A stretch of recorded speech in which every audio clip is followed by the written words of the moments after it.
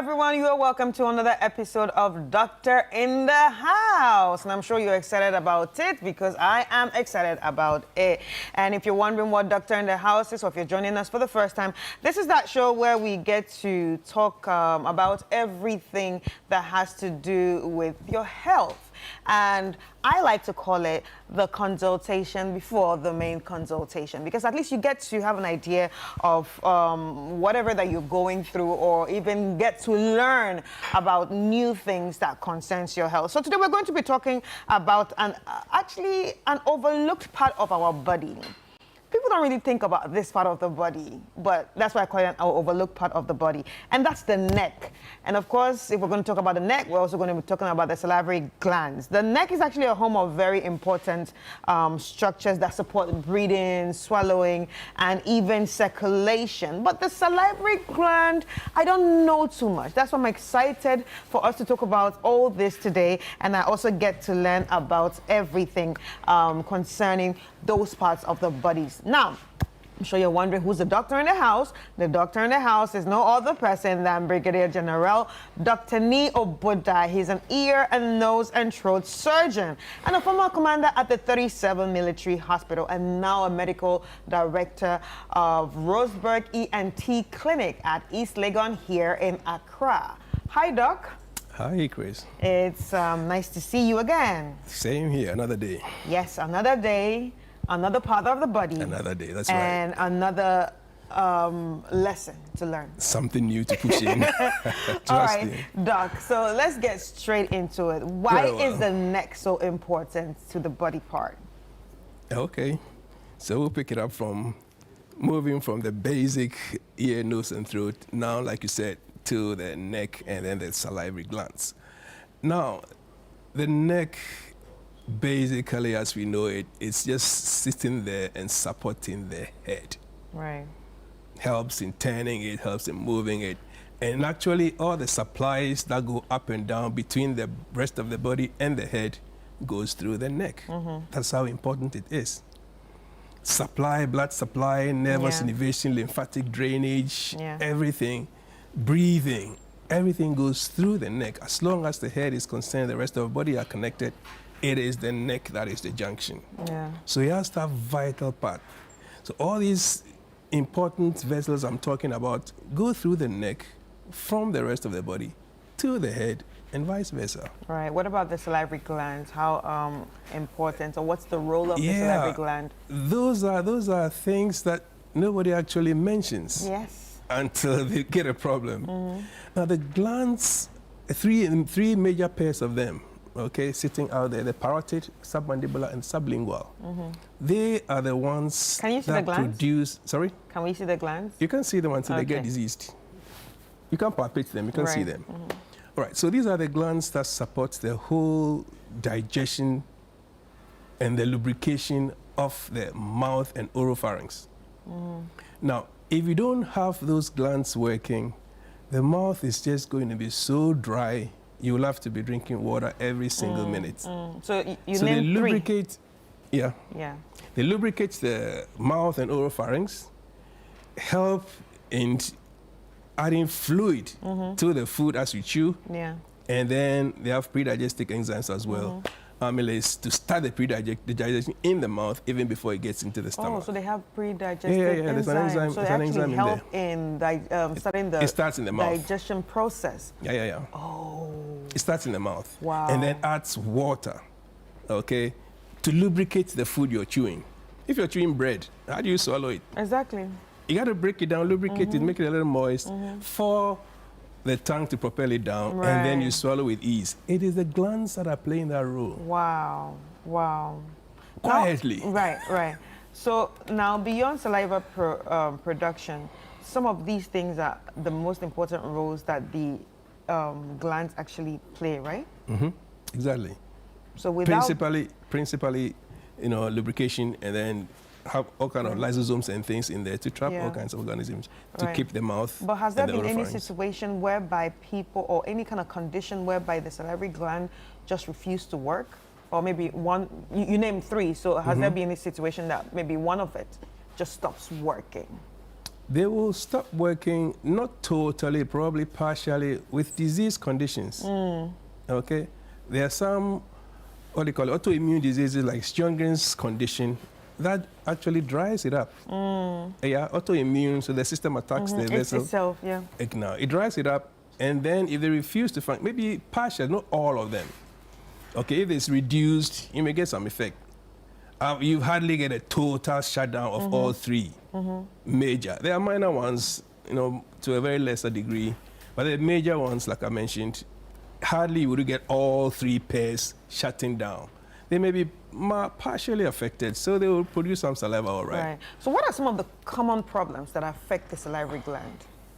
You can get an infection. You get an infection. You can get, what do you call it, electrolyte imbalance and changes. You could create concrements and create stones. Right. You can get a real stone in the gland. All right. You can get that one. Of course, you can get tumors. And strangely enough, the stones nearly almost always happen only in the submandibular. The one down here. The one right under the jaw here. Hardly do you have it in the parotid. So they have one here. You have parotid, Yeah. you have submandibular, and you have sublingual. Here. Under the tongue, lingual tongue. So under one the here. submandibular. Parotid, One here. submandibular, Okay, and then here. and sublingual. All right. So the three pairs, major. All right, and they will open, what do you call it? The parotid opens right at the top here. Both the sublingual and submandibular open at the bottom of the tongue. They open and produce the saliva that way. Right. So let's talk about the stones. How do they form, like salivary gland stones? Yeah. So is it like the same thing as kidney stones? Yeah, the same thing as kidney stones. So Concrements. they're literally stones? Oh yeah, these are real stones. If it gets organized, calcium embedded, it's actually, I've taken stones out this big, sitting in the gland. Oh, wow. So what causes the stones? Yeah, it's a concrement, electrolyte imbalance, stasis, congestion. You know, it's like you have a traffic jam, the fluid is not flowing like it should. You know, organism setting, biochemical imbalance, then organism set in, calcium sets in, the mineral set, and then it becomes a stone. And then it aggregates, and it becomes a big stone. You palpate it, this is hard. You go do ultrasound, you go do x-ray, oh my God, there's a stone sitting in the gland. Right. That's the cyalolithiasis that has to be taken out. So you talked about palpating it, to feel it, to know, you know, what's going on there. But the person that is carrying the stone, how does the person actually know that there's something wrong with me? Are there some sort of symptoms that come up? Yes. If it's a small stone, and I'm still talking about the submandibular gland, if it's a small stone, it gets pushed out and it moves through the duct to get to the opening. But if it's so huge and it blocks the duct, when you eat, the saliva that is produced cannot go out, so it swells up. Right. We call it postprandial, you know, swelling. So you immediately you eat, find out your jaw is, you know, is swollen. It takes time and then it regresses. It's because the duct is blocked. Yeah. So the fluid, the saliva that is produced, is not going out, so it swells up right under the jaw. You feel it. I mean, you see, you know it. It gives you pain, inconvenience, discomfort. You know there's something going on. All right? And then it takes time, an hour or two, and then the saliva gets resolved. You eat again, boom, it swells up until that stone is pushed out of the duct. If it's small, it will come out. Yeah, you just palpate, you see, palpate the floor of the mouth. There's something there. And it just comes out. You can either slit it and then bring it out, or it will push it out. The body has a very wonderful way of taking care of itself. Wow. All right, so it gets pushed. Some people get the what do you call it, the small stones pushed into the oral cavity. Out of the mouth? Yeah, because the opening is right under the tongue. Yeah. So you see a small whitish thing come out, Charlie, that's the stone that has been pushed out. Oh, wow. You know, otherwise you aid it, just palpate it, slit it, Gangschlittung. Slit it and then open it up so and pick it up. So when you say slit it, will the person be sleeping or? Local anesthesia. So will you sew it back? No, it will heal. No, it's just a small cut. Oh, it will heal by itself. Oh, no, I know how you feel. It will heal by itself. I know, so that it's means a my small mouth is thing. going to be hurting. No, a it's while. just under the tongue, okay? Yeah, you but palpate still. it. So you just local anesthesia, slit it, cut it open, pick it up, and then leave it. It heals. I mean, things in the mouth and tongue is so vascular, it heals very fast. All right. So are there any specific conditions that actually affect the neck but now overlaps the salivary gland? Yeah, the neck with all the things that I've described, sitting at that sensitive place, all kinds of things also happen. You have lumps and bumps usually happening around the neck. Okay, lumps and bumps meaning swellings here and there, you know, lymph nodes all over the place, swellings kind of thing coming there. So there's a bump here, what's going on? Sometimes you have a cyst. It can as big as a cyst collecting so lateral heart cyst, lateral cervical cyst, sitting out there. If you aspirate it, you find, you know, straw fluid coming out. It's a cyst, a collection of water sitting in a cyst, in a pack, right in the neck, which has to be surgically taken out. If you aspirate it, it will refill. So you go back, take it out surgically, do your incision, take it out. So that means you have lymph nodes. You probably have to take up the bag. Yeah, take the whole bag. I mean, if you so it exercise, doesn't come back again, because some people just like to press it at home and then they think that's it. No. If it's a cyst sitting there, you can aspirate, stick a needle in and aspirate. You can aspirate it to dry up, but to refill. Yeah, that's why the bag has to be taken out. Get it go in surgically. Take the whole sac out. Yeah, the whole sac out. Yeah, and then you're sure your glue, tie all the connections, and then you know it's done. Yeah, so what about thyroid issues? Is that connected to the neck too? The thyroid is in the neck. It crosses over. Earlier on, the training for ENT was the neck, all right, to the roots of the neck without the thyroid. The thyroid. The thyroid belongs to the general surgeons. Right. Okay. But now the new teaching is that some ENT guys are doing thyroid now. Yeah. So if you do ENT head and neck, you get to do nearly everything there. So the thyroid is sitting at the base of the neck. Also sitting there, you don't get to palpate, you don't feel it until it gets a problem. It's an adenoma, it gets infected kind of thing. So it's sitting right there, producing the thyroxine. And then it's sitting right on the trachea. So I get to encounter it, even though I'm not doing thyroid now, I get to encounter it when I do tracheostomy. Right. Because it's sitting right on the trachea, and that's where I want to put the tube.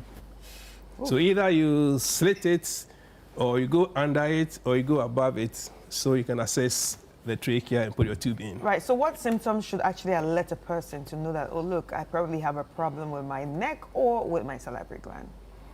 Yeah, if it's an infection, definitively you have the pain, okay? If it's a mass that is not giving you pain, then you see the swelling.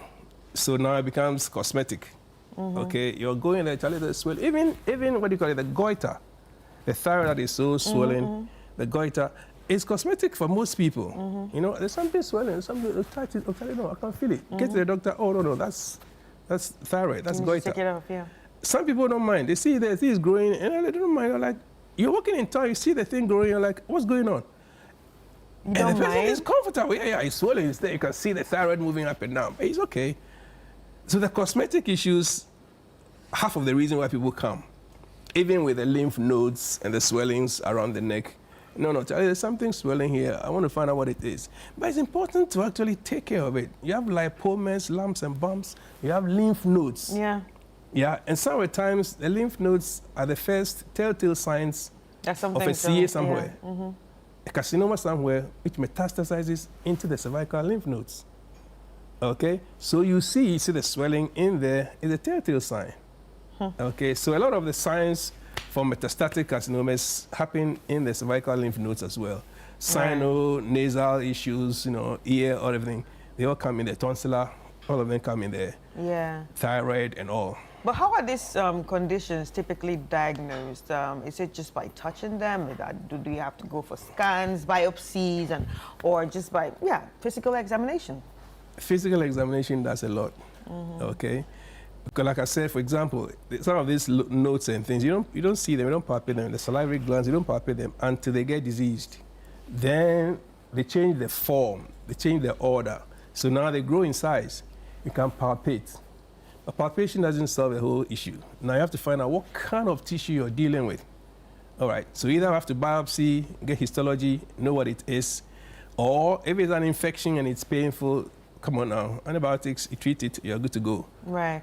So if it's a swelling that is so hard now, depending on the size of it, it's not regressing, then biopsy, take a tissue, let the pathologist tell us what's going on, and then informs the definitive treatment. Right. Anyway, ladies and gentlemen, you're watching Doctor in the House, and we are still talking about the neck and the salivary glands. So if you have any questions that you would want to ask the doctor, you can send it via the WhatsApp number on the screen, and we will get to answer it. So anything concerning your neck or your salivary gland, if you think there's a problem, ask. This is the consultation before the main consultation. Free, so just ask.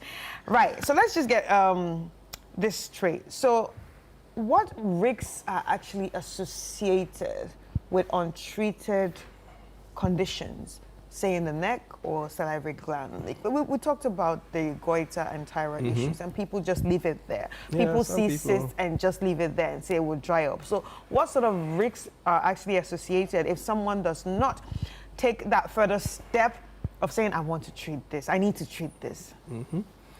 Yes, we always say it. I mean, the earlier the better. Sometimes, you know, jokingly, but when it comes to practice, medical practice, the earlier you see it and get it sorted out, the better. Okay, so if you see a lump and it's there, it's been there 6 months, a whole year, what's going on?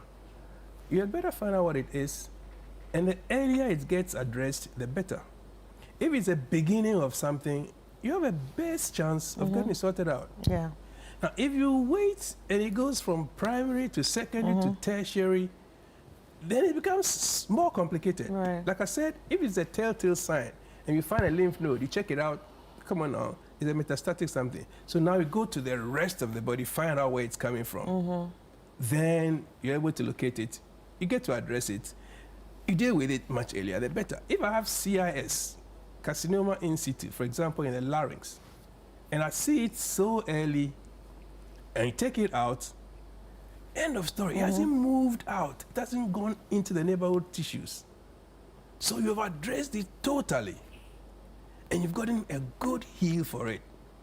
If it moves from CIS and it metastasizes, it reaches the lymph nodes, other organs, oh Lord, you're getting into trouble. So the telltale signs, you have seen it, it is swollen. It's there, 2 months, 3 months, 4 months, 6 months, going on a year, it's there, growing bigger. What are you keeping it for? Let's check it out. Okay, it's the same thing with the glands, with the lymph nodes, with lipoma. Like, there's something we call lipoma. It's a little bump, a fatty tissue that is located in there. Yeah. But are you interested in getting it checked and taken out to check what it is, so that if there's something, we go ahead and then give you definitive treatment, or you're waiting Until something moves happens, from yeah. a benign issue into Something, a malignant issue. yeah. Then you complicate the whole story. Yeah, so all those things, like I'm saying, signs, the swellings, the cosmetics, all the aesthetics, and that kind of thing, he advises you, apart from the pain. The pain will bring you directly. But then the swellings, something there might go. Something, I know, I can feel it, it might go. Right. So Sometimes other people tell you, it looks like there's something wrong it with looks like there's something. Before your attention is even drawn to it. Right. But you're the first person to actually notice it. It's on your neck. It's on your face. But when it comes to swelling. some thyroid issues, something you don't even see that it's swollen. You would see it unless you're not paying attention. Right. Because it moves with swallowing. Oh. Yeah, I mean, if your neck is, the root of your neck is exposed and you swallow, the thyroid moves. So you will see it. That's what I'm saying, unless you're not paying attention. So now, what about dehydration and, say, dehydration and oral hygiene? Does it contribute to having any problem with your I have the glands here. with your salivary glands? I'm sorry. Drinking water, dehydration, and say bad like oral hygiene. People that don't oral like hygiene, take oral care of hygiene them. is one thing. I mean, that's one thing. It wouldn't affect the salivary glands at all. Dehydration to a lesser extent, because the glands are producing altogether about between a liter and a half saliva daily. All right. So if you're that dehydrated, the glands will be the least that are affected, because they're not producing so much that your dehydration, unless it's extreme dehydration, then of course that would dry up, because about 90% of the content of the saliva is water. All right. So we actually have a question here. Okay. Please, Amni. That's my namesake. What will make someone's saliva have a very strong stench, but the breath is not really bad? Aren't they connected? It doesn't go there at all. It's like it smells. No. Saliva is clear. Saliva is plain. Right.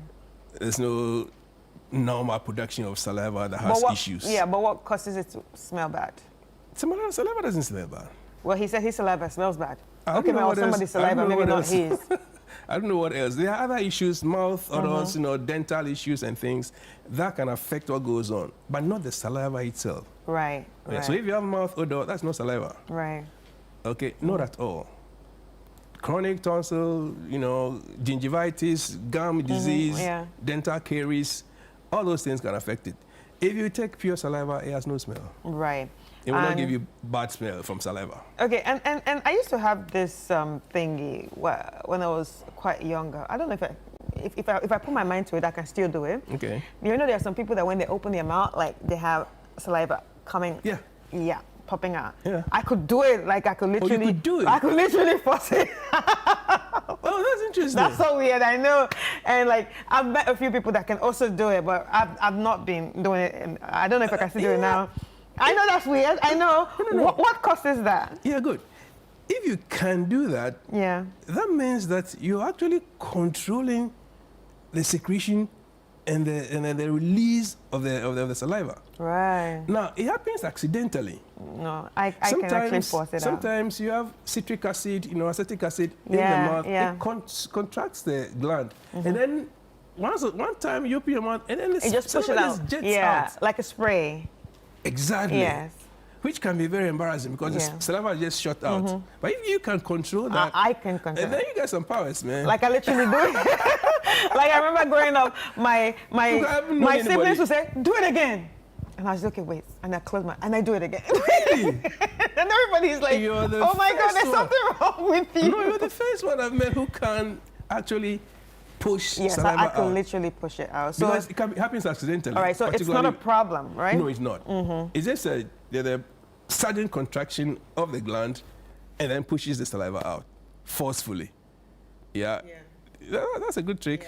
And we have another question. The person is like, his name is Nee again, and he said, my God. why is it that when we take oranges, we feel the slap on our... That is it. Okay, so what's that? That is citric acid. Okay.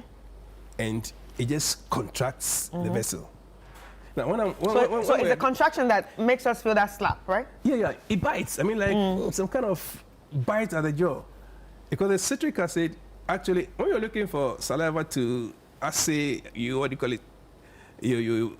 catheterize the gland to wean saliva, you put in citric acid. Oh. And then it contracts it, and then you get your acid flowing. Right. So that's the reason why you put citric acid on orange, and then it's like get a bite like a there. slap, yeah. It's a contraction of the gland. Right. So we have a message from Michael from Bogatanga. If a small bump appears in your neck, in front of your neck, and disappears within days, is this something to be worried about? It could be a pimple, right? If it disappeared, it's gone. Oh, okay. Forget about it. All right. If it persists, that's when we're interested. Okay. So good morning. My name is Neela Te. I got the knees All the all day knees are today. reaching out today. Nice I one. have been listening to the ENT education. I had the surgery to remove a lump below my left ear almost 12 years ago. Now, anytime I eat or chew on food, I sweat around the area of the surgery. I don't feel any pain though. I would want to know why, please. So you just like touch it here every time? Like You had a sweat. surgery below the ear. Yeah, at the back below.